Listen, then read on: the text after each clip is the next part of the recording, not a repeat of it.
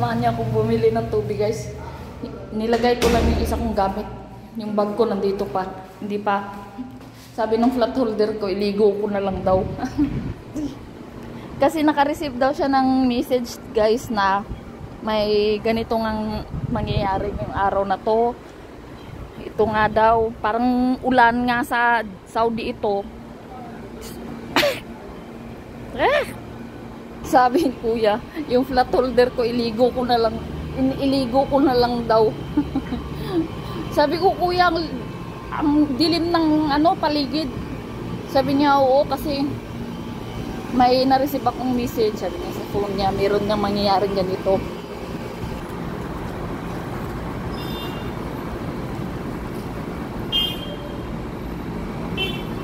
Yung kotse.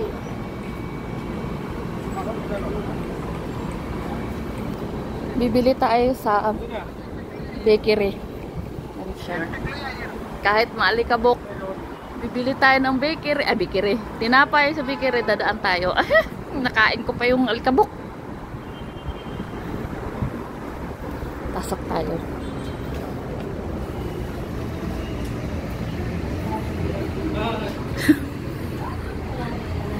Guys, dito nyo kung tuyo, bilhin nyo, ayan, meron dito yan, mga peanut, yan, ikutin ko kayo, ayan, mga chips, may cheese curls, chippy, roller coaster, Nova, Ding Dong, ayan,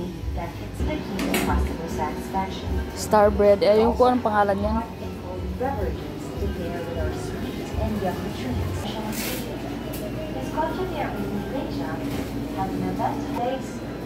Weddings, anniversaries, and the like.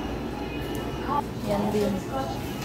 In Jeddah, at the same time, of freshly made Filipino baked goods, pastries, cakes, and products that will make you feel at home.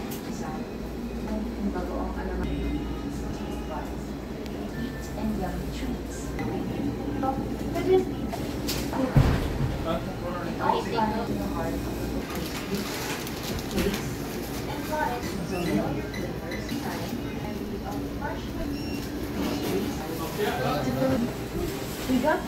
Yan lang. Dito lang yan sa Faisalia, ha. Sa likod ng Airfan, malapit sa Airfan. Kilala ito ng taxi. Hello! Live talaga? Hindi yan. Shout out!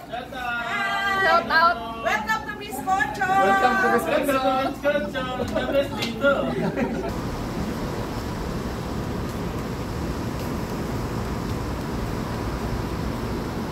Dito lang yan, ha.